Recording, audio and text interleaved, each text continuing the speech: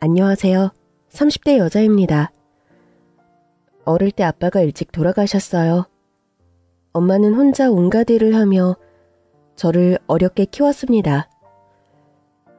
원래 엄마는 혼자 화장실 전구도 못 갈아 끼우는 사람이었는데 아빠가 돌아가신 뒤 강철 여인으로 거듭났죠. 아빠는 인테리어 일을 했었거든요. 클라이언트와 견적 상의를 하면 인부들을 써서 바닥공사, 천장공사, 장판, 도배 일을 감독하고 공사를 마무리하는 일이었습니다. 엄마는 주로 고객 상담을 하곤 했는데 아빠가 떠난 뒤에는 직접 현장에도 가야 할 일이 많아졌어요. 그런데 공사를 잘해주던 인부들이 엄마를 대하는 태도가 확연히 달라졌죠. 사장님, 도배 진행이 좀 늦네요. 기한 맞추려면 서둘러 주셔야 하는데. 아이 참, 아유 걱정이 많으시네.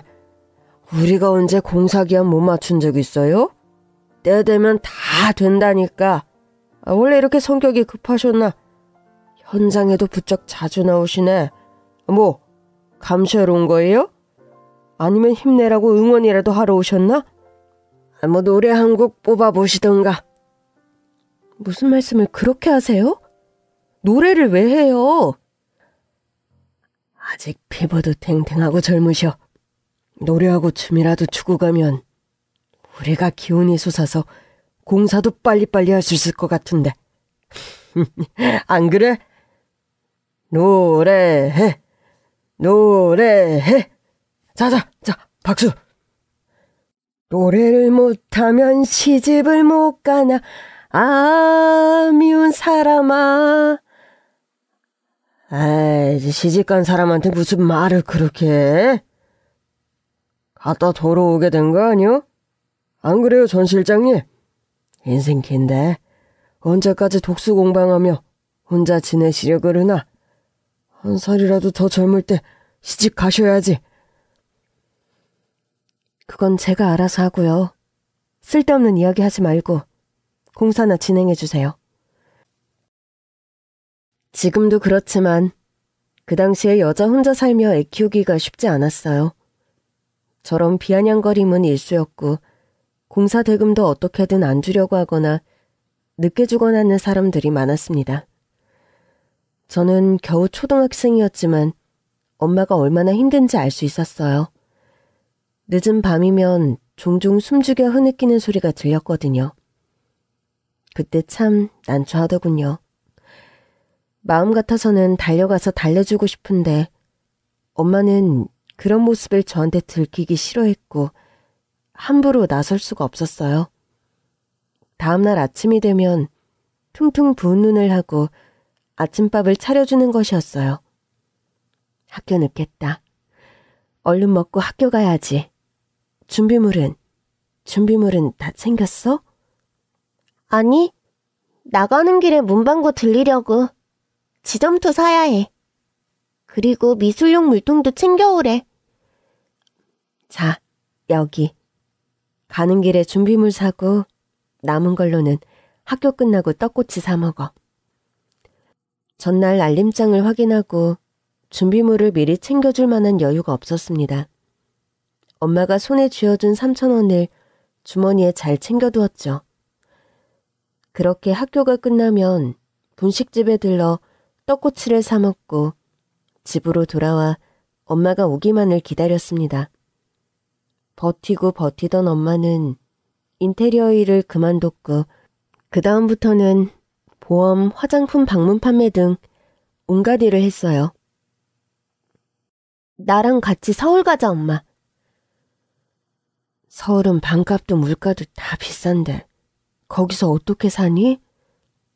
나 이제 취직도 했잖아. 월세라도 방 하나 얻어서 같이 살면 되지. 여기서 서울이 엄청 먼 것도 아닌데 뭐. 그나저나 언제 다 커서 회사도 다니고 혼자 살겠다고 하는 거니. 다 컸네. 다 컸어. 너 크는 사이 나는 늙었고. 엄마는 아직도 젊고 또 예뻐. 그래? 흰머리가 이렇게 많이 났는데? 내가 뽑아줄게. 하나에 50원? 50원? 너무 비싼 거 아니야? 옛날엔 하나에 10원이었잖아. 그건 나 초등학교 때잖아. 물가 많이 올랐어요, 고객님. 아이고, 먹고 살기 힘든데 흰머리 뽑는 것도 너무 비싸서 못 살겠네요. 엄마, 못 산다, 못 산다. 말이라도 그런 말 하지 마. 잘 산다, 잘 산다. 이런 말 많이 하는 게 좋아. 알았다. 잘 산다. 우리 딸 잘 산다. 엄마, 고마워. 엄마 사랑해? 집에 자주 오고, 전화 자주 하고. 알겠지? 엄마랑 지내던 곳은 아주 시골은 아니었지만 취직한 서울회사에서 출퇴근하기에는 멀었어요. 회사 근처 작은 방을 하나 얻어 혼자 살게 되었습니다. 약속한 대로 엄마한테 전화도 자주 하고 또 한 달에 한 번은 찾아갔던 것 같아요. 회사 생활도 어느새 5년 차. 중소기업에서 격리 일을 하고 있었는데 거래처 남자 하나가 저한테 관심을 보이며 적극적으로 다가오더군요. 수미 씨, 좋아합니다. 저와 사귀어 주세요. 어느 날 일 때문에 회사에 들린 거래처 남자가 초콜릿 케이크를 내밀며 저렇게 말하더군요. 저는 초콜릿을 좋아하지 않는데 그땐 서툰 그 모습이 귀엽게 보였어요. 그 남자와 연애를 했고 3년 뒤 결혼을 하게 되었습니다. 제가 결혼을 마음먹게 된 것은 사실 시부모님 때문이었어요. 인사를 드리러 갔는데 시아버지 시어머니 되실 분들이 너무 좋으신 거예요. 안녕하세요. 이수미라고 합니다. 어서 와요. 윤석이한테 이야기 많이 들었어요. 예쁘고 성격이 참 밝다고 했는데 그런 것 같으네. 부족한 우리 아들놈이랑 연애하는 게 쉽지 않죠? 나나 집사람이나 아들만 둘 키워서 결혼하면 며느리가 생기는 것인데 참 실감이 안 나네요. 시부모님은 시골에서 돼지 농장을 운영하고 계셨어요. 제법 큰 규모의 농장이었죠. 그런데 남편은 처음에 부모님이 돼지 농장 한다는 걸 말하기 좀 꺼려 하더라고요. 전 별 생각이 없었는데 학창시절에 그것 때문에 놀림을 받았다고 해요. 꿀꿀꿀. 이게 무슨 냄새야? 야야, 꿀꿀이 아들 김윤석 온다. 꿀꿀꿀꿀. 야, 윤석아 좋겠다. 넌 돼지고기 맨날 먹어? 너만 먹지 말고 우리 좀 불러라. 삼겹살 좀 원 없이 먹어보자. 야, 무슨 내가 맨날 고기만 먹냐?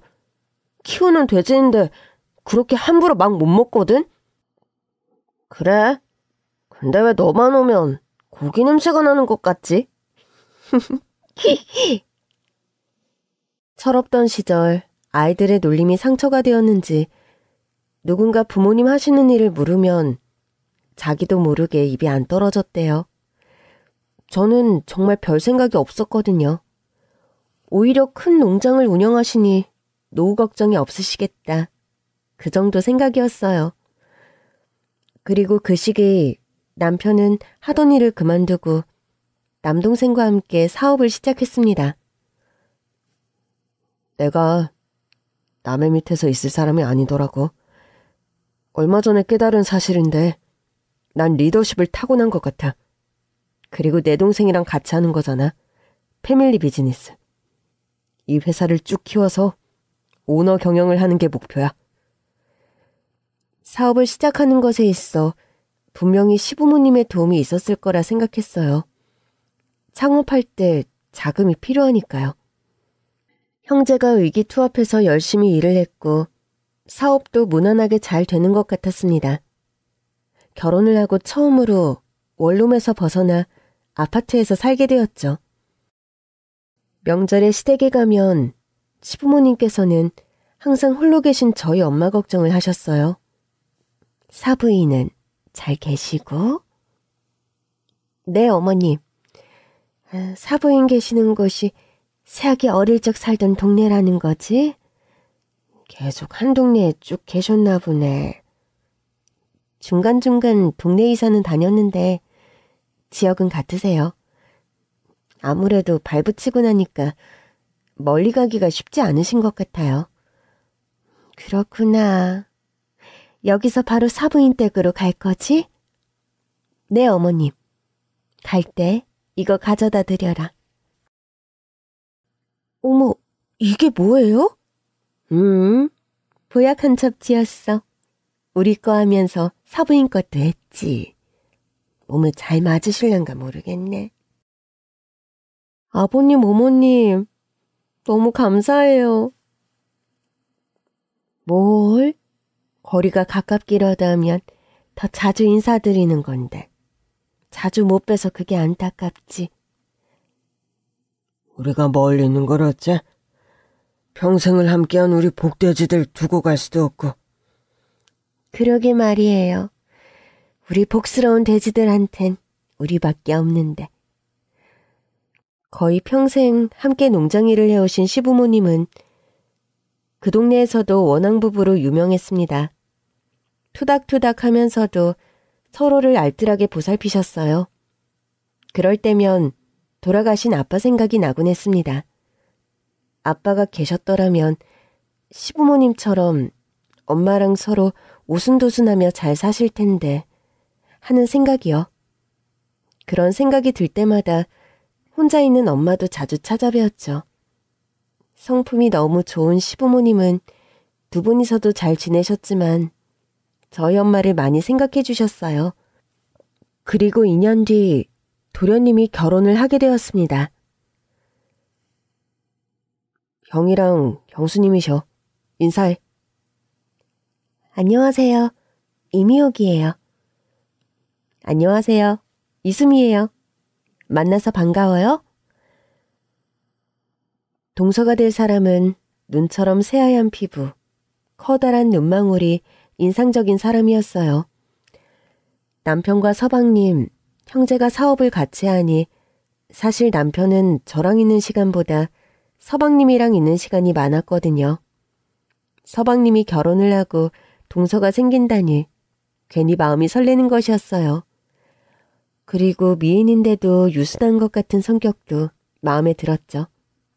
반년 뒤 서방님은 결혼을 했고 그때 소개시켜준 아가씨는 동서가 되었죠. 두 아들놈이 다 장가를 가서 며느리가 둘이나 됐네 그려. 얘들아, 네 시아버지 말이다. 그 옛날에 윤철이 낳고도 딸 하나 더 있었으면 좋겠다고 어찌나 들들 볶던지. 내가 절대 안 된다고 했지. 아들 둘만 해도 힘든데 셋을 어떻게 키우냐고 말이다. 아니, 그때는 딸내미 목막 채우고 동네방네 자랑하는 은행나무집 김씨가 얼마나 부러웠는지. 그래서 그랬지. 은행나무 김씨 아저씨네 딸? 아버지랑 김씨 아저씨가 약속한 거 아니었어요? 뭘 말이냐? 에이, 맞네. 윤철이랑 김씨 아저씨 딸 결혼시켜서 사돈 맺겠다고 그랬잖아요. 아, 형, 그런 이야기를 왜 해? 미호기도 있는데. 재수씨, 미안합니다. 기분 나쁜 건 아니죠? 다 옛날 일이에요. 그냥 어렸을 때 동네 어른들끼리 심심치 않게 했던 농담이죠. 근데 은행나무집 김씨 아저씨 딸은 뭐하려나? 시집은 갔나? 그 딸내미 아주 멀리 있단다. 오래전에 해외로 나갔다던데? 유럽 뭐 어디로 갔다고 했는데. 와, 그래요? 완전 꼬맹이였는데 잘 나가네. 무시 부럽냐? 김씨네는 아직도 여기 사는데 맨 그 영상통화한다고 휴대폰만 붙잡고 사는데 그런 걸 보면 안쓰러워 죽겠네. 알자식 키워봤자 하나 소용없는 것이요. 여보, 며느리들도 사돈댁의 딸 자식인데 그런 말을 하면 어떻게 해요. 우리 첫째만 봐도 사부인한테 참 잘하잖아. 사부인은 잘 키운 딸 하나 열아들 안 부럽다고 하실 것 같은데? 안 그러니 첫째야? 어머니 말씀 들으니 부끄럽네요. 더 잘해야겠어요. 그래, 더 자주자주 전화드리고 찾아뵙고 그래야지. 자자. 우리 며느리들이 다 착하고 복덩이들이라 오늘은 특별히 우리 돼지들 중에 특히 더 복스러운 놈으로 골랐네. 아버지, 오랜만에 그거 하는 거예요? 마당에서 장작불로 통돼지구이 하는 거. 난 그게 제일로 맛있더라. 자기야, 미호가, 너 이 고기 먹으면 한동안 다른 돼지고기는 못 먹는다? 이게 제일로 맛있거든. 그렇게 맛있어요? 안 그래, 형? 우리 소울푸드잖아. 그래, 엄마 아버지가 꿀꿀이 농장 하셔서 좋은 게 뭐냐. 이거 먹으려고 이렇게 멀리 왔지. 예끼 이놈, 말이라도 아버지 어머니 보고 싶어서 왔단 말은 안 나오냐? 에이, 아버지, 그건 당연하고요. 엄마도. 시댁 식구가 다 모인 자리는 참 즐겁고 편안했습니다. 원래 이러기가 드물다고 하는데 저는 시댁이 좋았어요. 유쾌하신 아버님, 상냥한 어머님, 의좋은 형제, 그리고 서방님이 결혼해 동서까지 생기니까 정말 하나의 가족이 완성된 것 같은 느낌이랄까?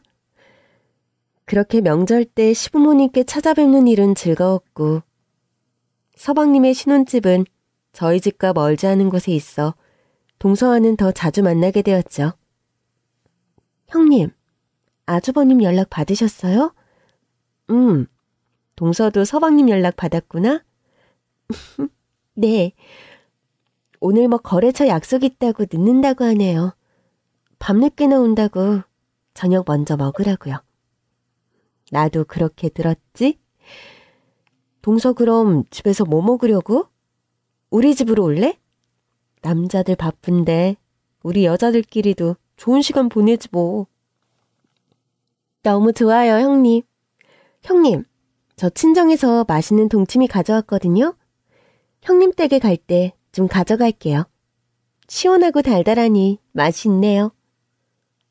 어머나, 그거 동서 친정어머님께서 직접 하신 거야? 너무 맛있겠다. 가만히 있어보자. 그럼 동치미랑 뭐가 어울리려나? 얼큰이, 수육해야겠다. 수육하고 국수 삶아서 동치미 국수에 먹지 뭐. 정말요? 와, 형님 솜씨 너무 좋아서. 전 사실 형님네 가는 거 너무 좋아요. 수육 그건 금방이지 뭐. 천천히 와 동서. 준비하고 있을게. 사업을 같이 하는 형제의 이점이랄까요? 남편이 늦으면 서방님도 늦고 이런 날이 종종 있다 보니 어느새 그런 날은 저와 동서가 함께 보내는 날이 되었어요. 거래처 사람 접대하면 늦을 때가 많았거든요. 형제 모두 늦더라도 귀소 본능은 투철해서 집엔 꼬박꼬박 왔습니다. 동서가 저희 집에 있는 날이면 서방님이 동서를 데리러 왔고 제가 동서 집에 가 있으면 남편이 저를 데리러 왔죠. 저와 동서가 이렇게 잘 지내는 것을 시부모님, 남편과 서방님 모두가 좋아했어요. 어쩌면 동서랑 그렇게 잘 지내니? 비결이 뭐야?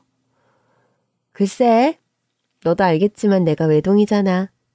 어렸을 때부터 자매인 애들 부럽기도 했고 그것도 그렇지만 아무래도 남편이랑 서방님이 같이 사업을 하니까 동서랑 보내는 시간이 많아진 것 같아. 집도 가깝고 하니 자연스럽게 된 거지. 그렇게 환경이 척척 맞을 수가 있니? 신기하다. 거기다가 성격도 잘 맞고? 우리 동서 엄청 살가우면서도 나한테 깍듯해. 말을 어쩜 그렇게 예쁘게 하는지. 형님, 맛있는 거 있는데 같이 먹어요. 형님이 최고예요. 형님이랑 같이 보내서 너무 즐거워요. 이런다니까? 야, 그만해라, 그만. 나는 우리 형님이랑 지금 몇 년째 봐도 불편하던데. 넌 명절에만 보니까 그렇지. 자주자주 보면 좋아질 거야. 아서라, 아서. 명절에만 보는 것도 힘든데.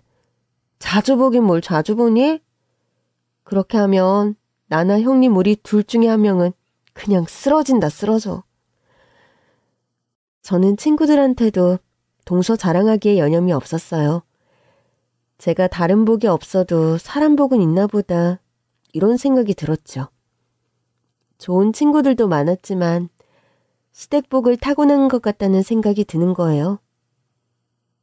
그렇게 동서가 시댁 식구가 된 지 1년 정도 지났을 무렵 여느 때처럼 동서와 단둘이 저녁을 먹고 있을 때였습니다. 형님, 동서 왜? 뭐 할 말 있어? 형님은 생각 없으세요? 아기 생각이요. 아기, 우린 결혼할 때 좀 늦게 갖자 얘기를 했었어.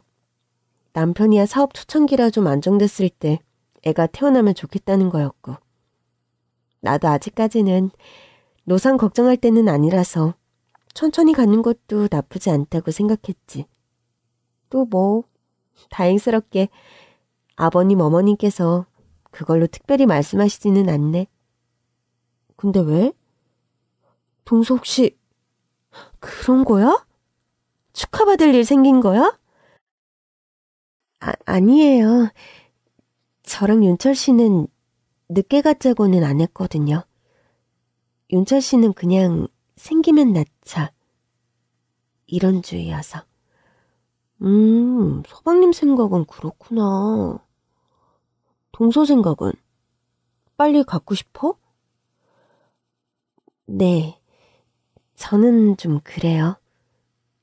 저는 아기 좋아하거든요. 옛날부터 그랬어요. 아, 동서 대단하다. 뭐 나도 아기는 좋아해. 친구들 애기 보면 예쁘고 그렇긴 한데 애를 예쁘다고 보는 거랑 낳아서 키우는 거랑은 다르잖아. 내 몸도 엄청나게 변할 거고 생활도 완전 바뀌는 건데. 난 마음의 준비가 좀 필요한 것 같아. 아직은 지금 이대로가 좋다, 뭐 이런 생각이야. 그럼 형님은 괜찮으세요? 저희 아기가 먼저 태어나도? 그게 왜? 친구에게도 예쁜데 조카라고 안 예쁠까?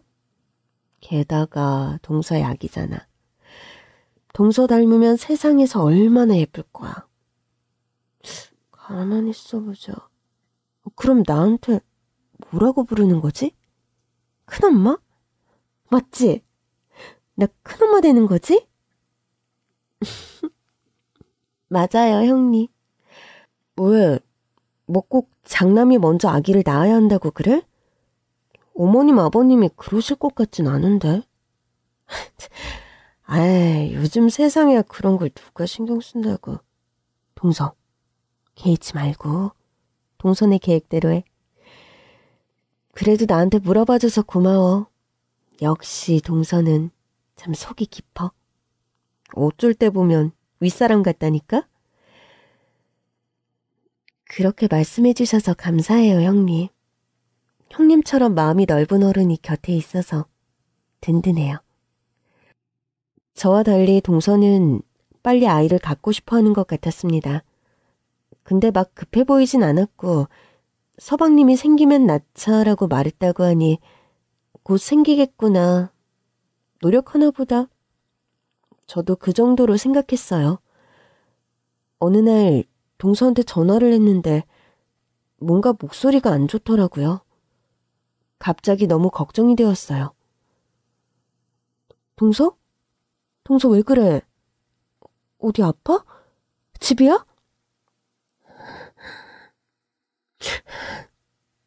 언니. 동서, 지금 울어? 무슨 일 있어? 집이지. 내가 갈게. 기다려. 목소리가 심상치 않은 것이 아픈 것이 아니면 무슨 일이 생긴 것만 같았죠. 동서 집에 가서 죽이라도 해줘야겠다는 생각에 급하게 장을 봐서 동서에게 갔습니다. 초인종을 누르고 한참 뒤에야 문이 열렸는데 세상에나, 원래도 하얀 동서의 얼굴이 정말 백지장처럼 허옇게 질려있는 것이 아니겠어요? 너무나 창백하고 수척해서 제가 아는 동서가 맞나 싶을 정도였죠. 오셨어요, 형님.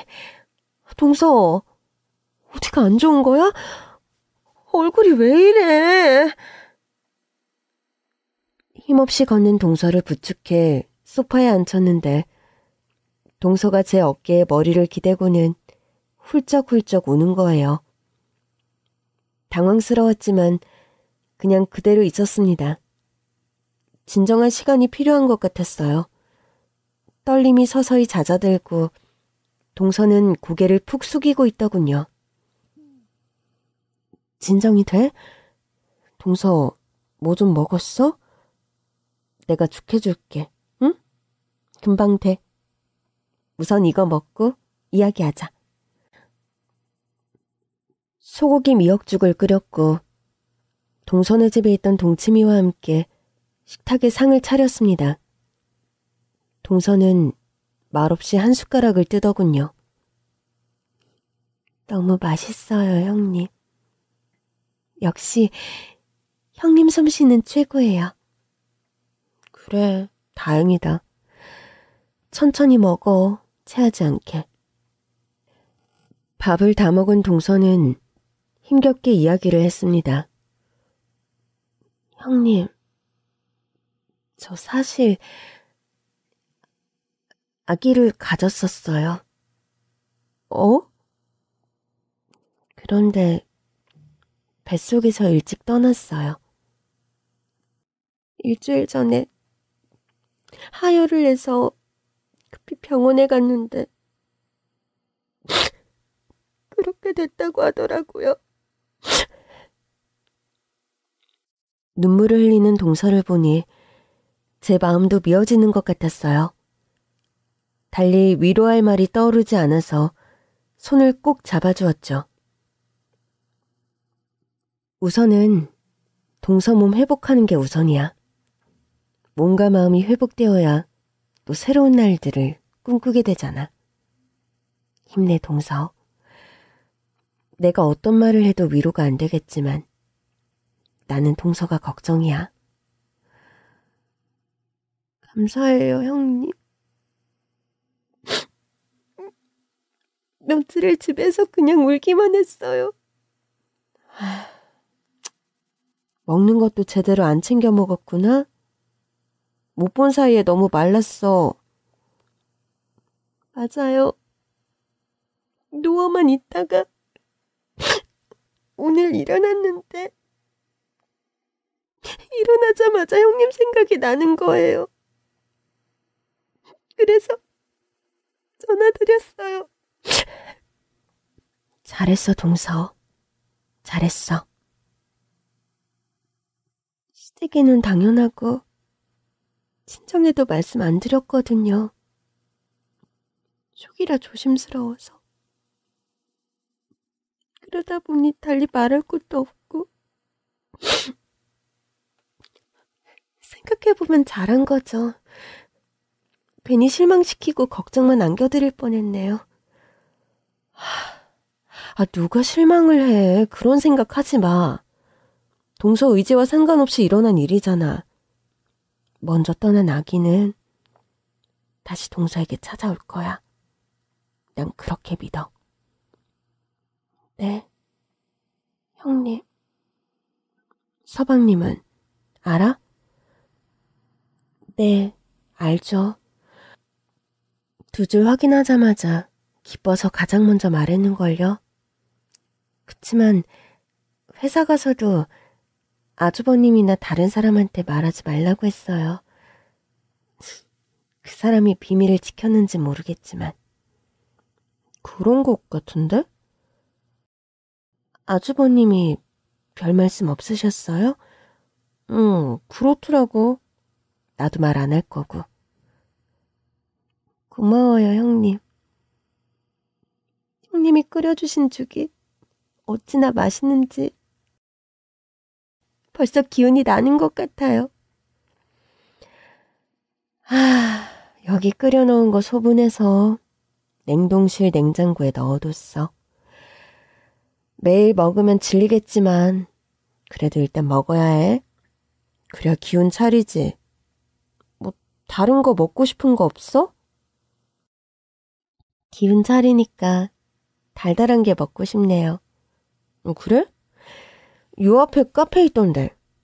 내가 케이크랑 뭐 좀 사올게. 움직이지 말고 있어. 그렇게 동서를 챙겨주고 집으로 오는데도 걱정이 되더라고요. 유순하지만 마음 여린 구석이 있어서 계속 죄책감을 갖고 있는 것 같아서요. 더 자주 연락하고 챙겨줘야겠다는 생각을 했습니다. 그렇게 몇 달이 지나자 조금 기운을 되찾는 것 같았어요. 또 휴가 기간 간만에 함께 시댁 가야 할 일이 있었는데 동서가 간다고 할까 걱정했지만 기우였더라고요. 밝은 표정으로 오랜만에 어머님 아버님 뵙는다며 즐거워했어요. 시댁에 도착했는데 못 보던 김치냉장고가 있더라고요. 어머님 아버님 저희 왔어요. 왔냐 우리 예쁜 며느리들. 어머님 잘 지내셨죠? 그럼 너희들은 잘 지냈니? 네 어머님. 어머나 어머님 김치냉장고 사셨어요? 언제요? 필요하셨구나. 제가 먼저 알았어야 했는데. 저거 네 시애미가 하도 김치냉장고 노래를 부르기에 내가 그냥 큰맘 먹고 해줬다. 맞아. 그런 거야. 그래요? 조금 당황스러웠어요. 제가 예전에도 김치냉장고 필요하시냐고 어머니께 여쭤봤을 때 그런 거 하나 필요 없다고 장독되면 충분하다고 하셨거든요. 그런데 가니까 떡하니 놓여있는 게 어머님의 마음을 좀 더 일찍 알아챘어야 했나 하는 생각이 들더라고요. 아무래도 맏며느리인 제가 신경 써야 하는 게 맞으니까요. 오랜만에 즐거운 시간을 보내고 돌아왔어요. 그렇게 잘 지내나 싶었는데 한번 심겨진 불행의 씨앗은 어둠을 먹고 계속 자라는 것 같더군요. 솔직히 두려웠습니다. 형님, 이번에 또 동서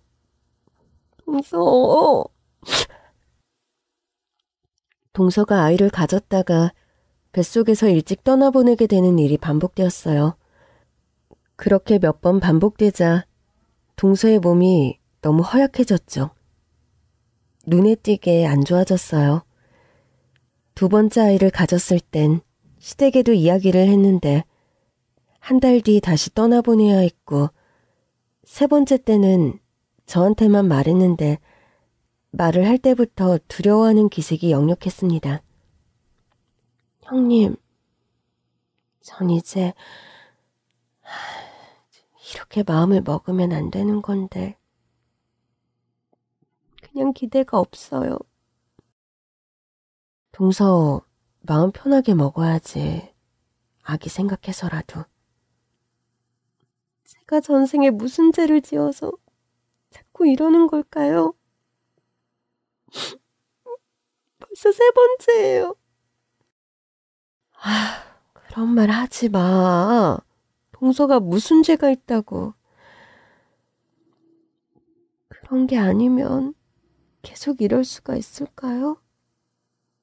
솔직히 이번엔 또 얼마나 버티다 떠날지 간절한 마음이 있지만 또 미안하고 죄스럽고 실망할 것 같아서요. 동서가 몸을 추스르고 명절이 되었습니다. 어머님께서는 무리하지 않아도 된다고 하셨지만 동서는 찾아뵙겠다고 하더군요. 그렇게 어머님 댁에 갔는데 이번에는 또 못 보던 TV가 큰 게 하나 있는 거예요. 또 언제 TV를 사신 거지? 물어보려는 순간 어머님께서 먼저 말씀을 하시더라고요. 요즘 맨날 돼지들 돌보고 나서 집에 둘이 TV 보는 게 낙인데 그 오래된 TV가 고장이 나서 바꿨다. 이것도 다 너희들 시어머니가 바꾸고 싶다고. 그래가지고. 아니, TV는 당신이 더 갖고 싶어 했잖아요. 이번에도 저한테 따로 말씀을 안 하시고 가전제품을 바꾸시더군요. 다음번에 뭐가 필요하시려나 남편이랑 상의해서 뭘 해드려야 할까 고민을 했습니다. 또 몇 달이 지나 동서가 3번째 임신을 했다고 연락이 왔어요.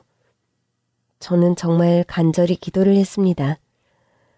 아기가 무사히 버텨 건강하게 세상에 나오기를요. 그러나 그 바람은 이루어지질 않았어요. 그렇게 되자 동서는 모든 삶의 의욕을 잃은 듯 보였습니다. 찾아갔을 때 기력이 없어 그냥 누워만 있더라고요. 먹을 것을 챙겨주고 집으로 돌아왔어요. 동서 저러다 큰일 나겠어. 많이 안 좋대? 서방님이 별말 안 해? 이게 처음이 아니라면서? 몇 번 반복됐다고 하던데. 이제 뭐 그냥 마음을 접어야 하는가 보다. 아무래도 자기한테는 하늘이 애를 허락하지 않는 것 같다면서 마음을 비운 것 같더라고. 그래, 동서 몸 회복하는 게 중요하지. 회복하면 당분간은 아기 생각은 안 하는 게 좋을지도 몰라. 시어머님께서는 직접 반찬을 다 해와서 동서의 집을 찾아오셨습니다. 곁에 있었는데 동서는 눈물 흘리며 그저 죄송하다는 말만 반복하더군요. 어머님이 가신 뒤 몸회복이 우선이라는 생각에 가까이 사는 저는 더욱 정성껏 동서를 돌보았습니다. 그날도 동서의 집에 갔다가 늦게 돌아온 남편과 이야기를 나누고 있었는데 서방님한테 급한 전화가 왔죠. 형수님, 저 지금 병원이에요. 무슨 일이에요? 집사람 몸 상태가 너무 안 좋아서요. 일단 응급실에 왔는데 중환자실로 옮겨질 것 같아요. 급히 남편과 함께 병원으로 달려갔어요. 면회도 쉽지 않았습니다. 병원에서 지내기를 며칠, 상태는 더 안 좋아졌고 결국 의사로부터 마음의 준비를 하라는 이야기를 듣게 되었죠. 고비였던 시간, 저는 동서의 병실을 계속 지키고 있었어요.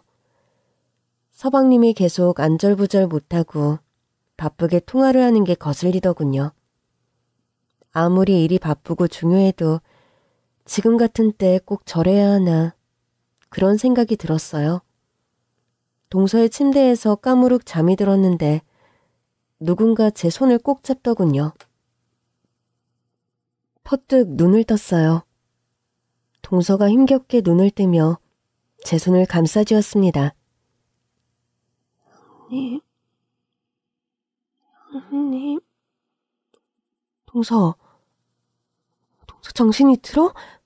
동서, 서방님! 동서 깨어났어요! 밖에서 전화통화를 하는 서방님, 남편을 급히 불렀습니다. 형님, 잘 지내세요? 고마웠어요.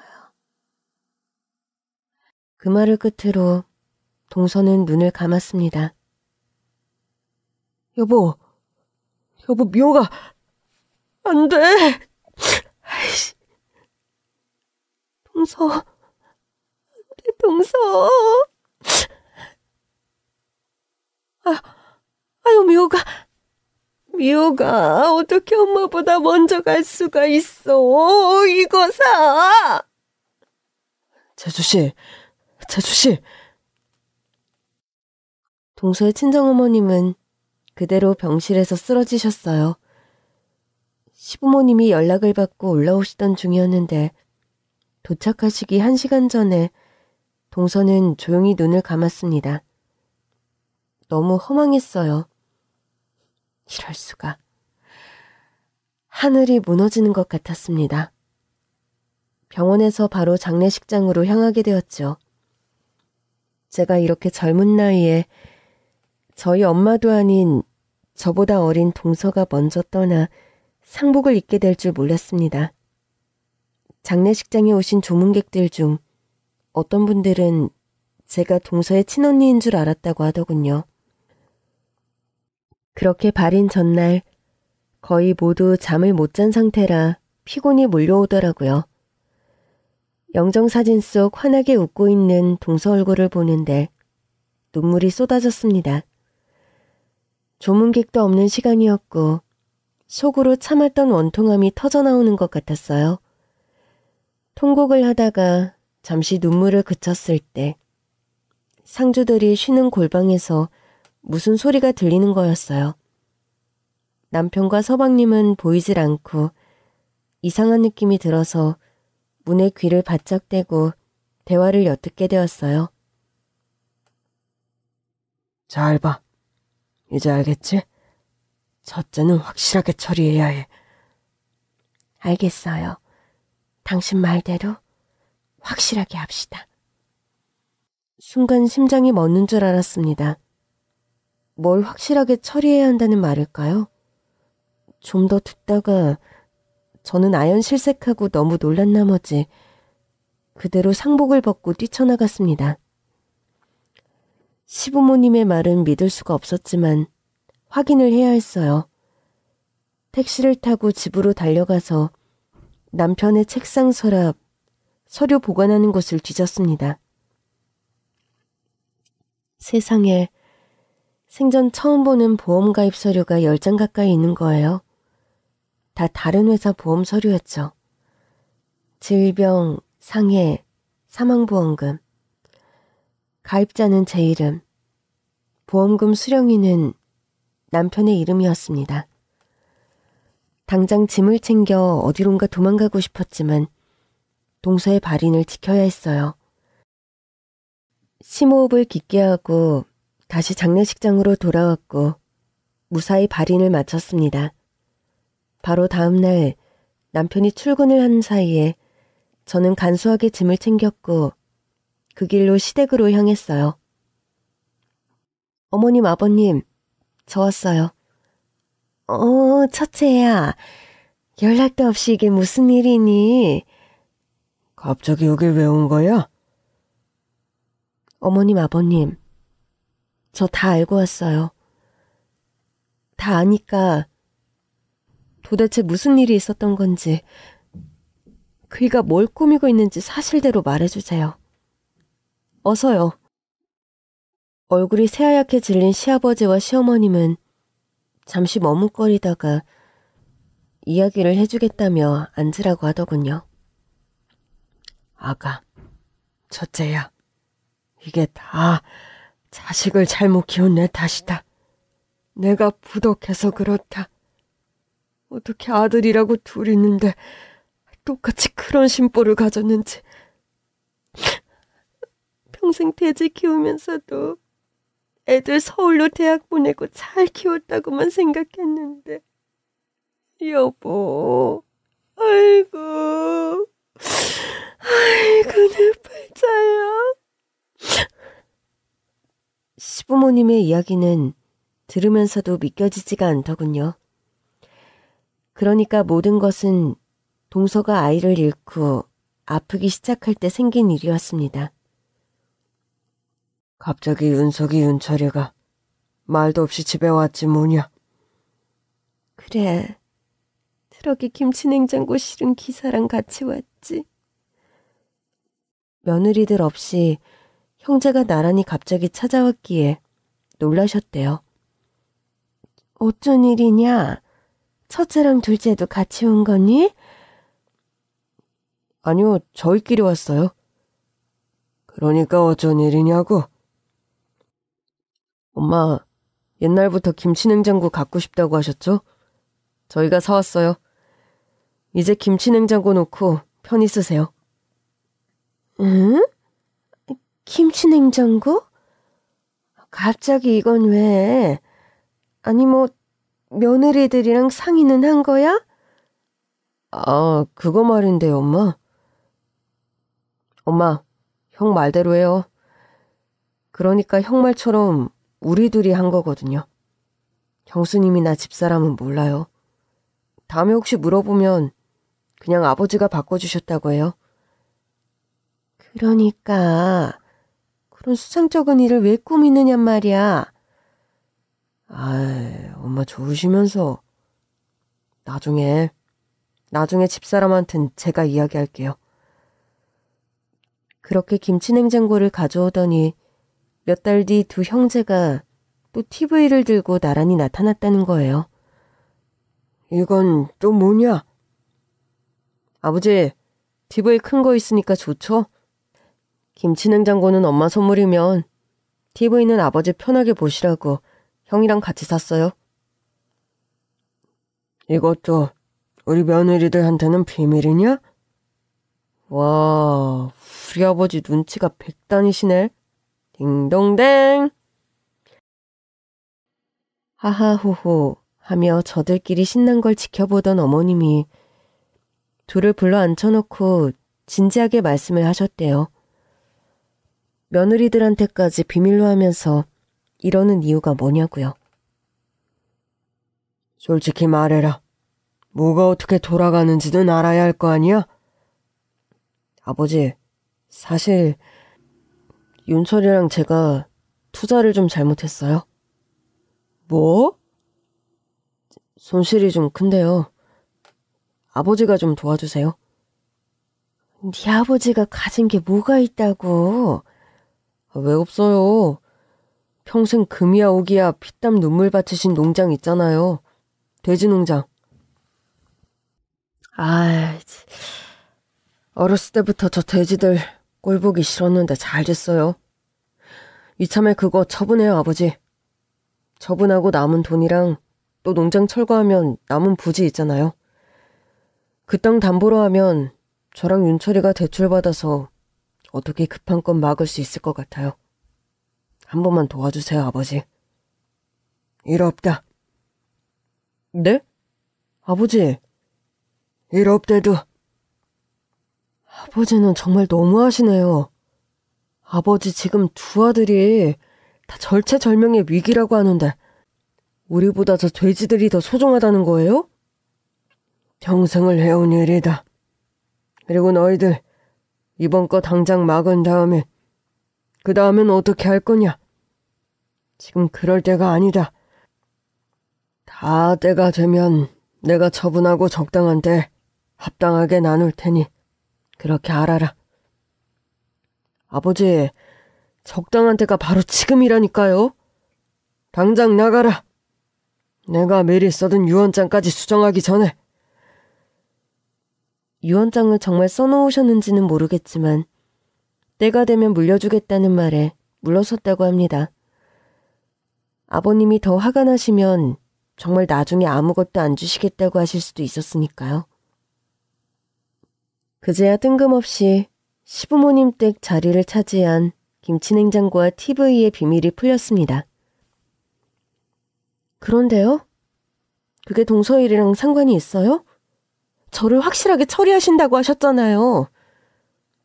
첫째야 진정해라. 그건 아니야.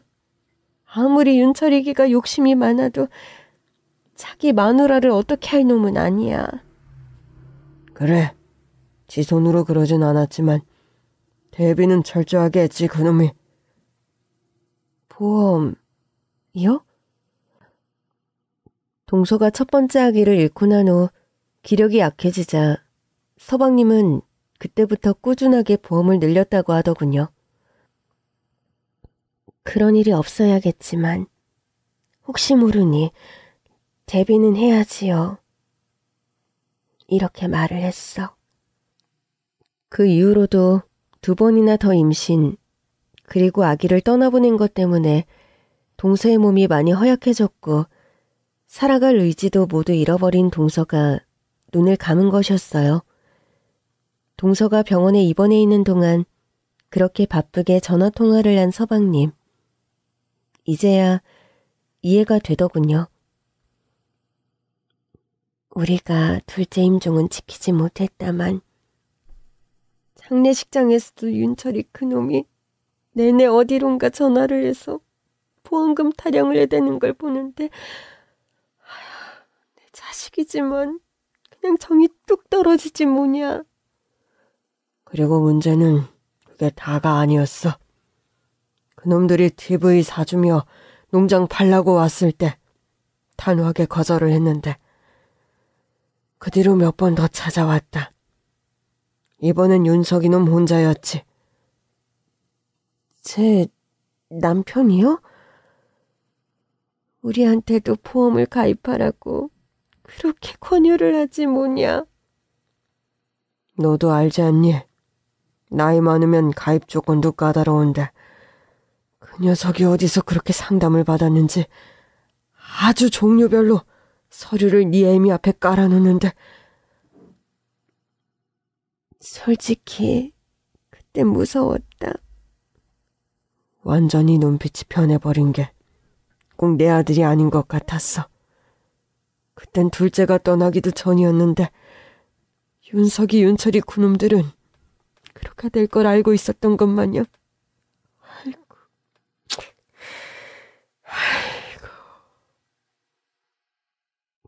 그래서 그 가입을 하셨어요? 네 아버지가 두고 가면 사인해서 보내겠다. 애들로 말하고 별 핑계를 대고 있던 중이었어. 그러던 중에 둘째가 그렇게 떠났지 뭐니. 장례식장에서 두 녀석이 그렇게 속닥거리며 대화를 나누길래 네 아버지랑 그 장례식장 골방에서 이야기하게 된 거야. 그래, 우리한테도 이러는데 윤석이가 첫째 너한테까지 안 그랬을 법이 있냐?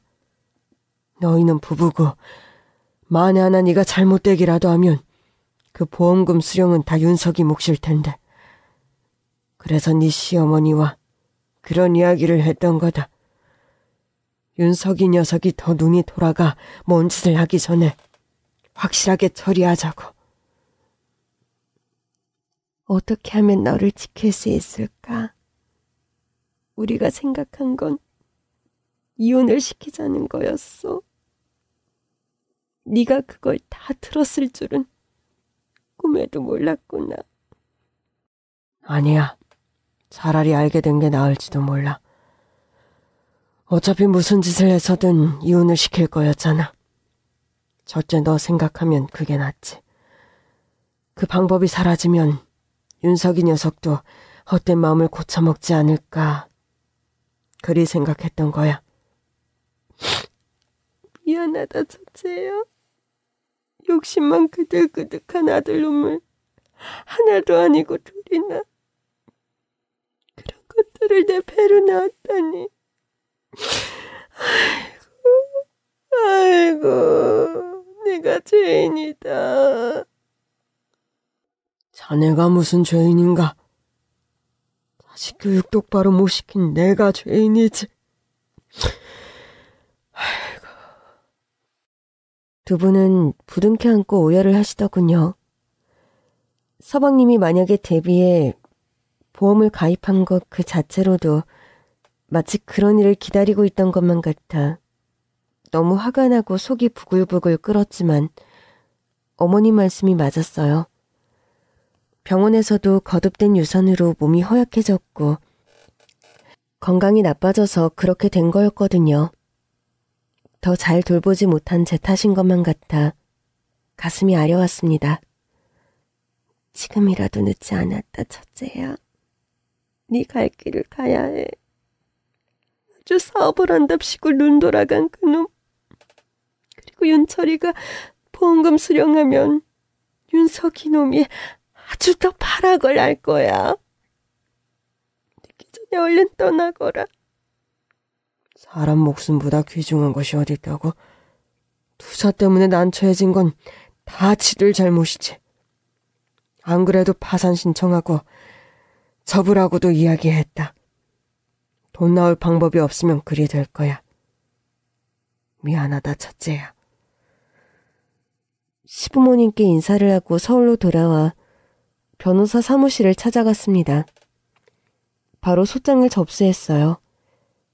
남편은 길길이 날뛰고 거품을 물며 이혼을 못하겠다고 했지만 변호사가 잘해준 덕분에 이혼을 마무리할 수 있었습니다.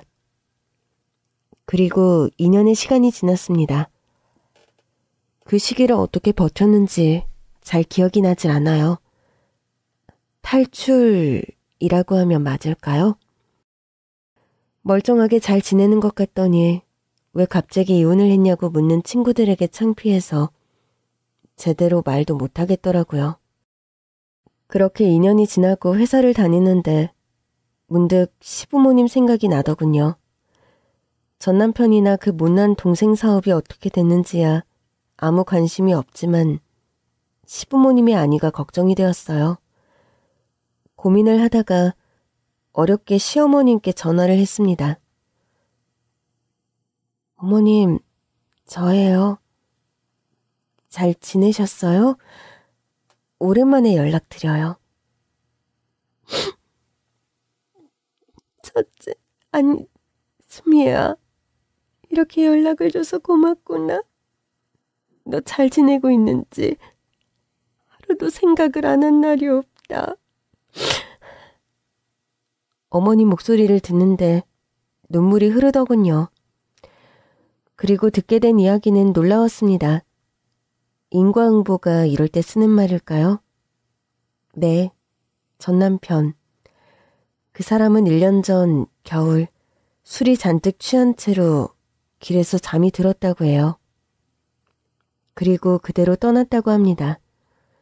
긴 강을 건넜다고요. 장례를 치렀지만 저에게 연락을 하지 않았다고 하더군요. 사업이 망하고 파산 신청을 하고 그걸 끝까지 받아들이지 못했던 것 같습니다. 마음 쓰지 말거라. 너와 상관없는 사람이다. 박윤철은요? 전 남편 동생 전 서방님인 그 사람은 보험금으로 어떻게든 사업을 살려보려 했지만 실패했고 결국 파산 신청, 사업을 모두 접은 뒤 혼자 타지에서 지냈다고 해요. 그러다 전 남편의 소식을 듣게 되었고 장례식장에서 시부모님께 무릎을 꿇고 석고대죄를 했다고 합니다. 우리 농장에서 밤낮 없이 돼지 염을 주고 축사 청소를 하며 지내고 있다. 돈 같은 건 필요도 없다고 그러더라. 그저 눈 뜨면 농장일, 밤이면 자고 새벽같이 일어나서 돼지들 돌보느라 여념이 없다. 무슨 돌을 닦는다는 생각이라도 하는 건지. 우리도 아무 소리 안 하고 있다. 그런 것도 자식이라고. 아휴, 첫째야. 수미야. 용서해달라는 말은 하지 않겠다. 예전에도 그렇고 지금도 나랑 아버지 마음은 똑같다. 떠나간 그놈한테 분에 넘치는 인연이었어. 그치만 너 아직 젊지 않니?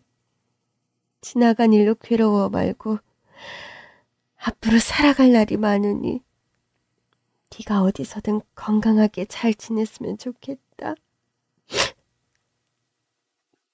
그 말을 끝으로 전화를 끊었습니다. 찰나에 여러 생각이 스쳐 지나가더군요. 그래도 두 분께는 자식인데 며느리인 제가 피해보는 것을 막기 위해 전전긍긍했던 시부모님 생각. 그 마음을 생각하니 마음이 씁쓸하고 입안이 텁텁해져 오는 걸 느꼈습니다. 일주일 뒤 저는 동서가 잠들어 있는 추모공원을 찾았어요. 동서가 좋아하던 달달한 케이크와 라일락 꽃다발을 안고서요. 동서, 나왔어. 계속 와야지 했는데 2년이나 지났네. 동서 좋아하던 케이크랑 라일락 꽃이야. 고생만 하다가 일찍 떠난 동서 생각하면 아직도 마음이 아파. 동서, 아니 미호가. 각자 결혼이라는 인연으로 한때 시댁 식구라는 이름으로 함께했지만 형님 동서 그 이상으로 미호기 너는 내 동생 같았어. 부디 하늘에서는 편히 쉬기를 바랄게. 계절이 지날 때 다시 올게. 쉬고 있어 내 동생. 라일락 꽃의 꽃말 중 젊은 날의 추억이라는 뜻이 있더군요. 고단한 삶이었지만 너에게 나와 함께했던 시간만큼은 추억으로 간직되기를. 여동생 같았던 동서와의 시간은 저에게도 추억으로 남을 것입니다.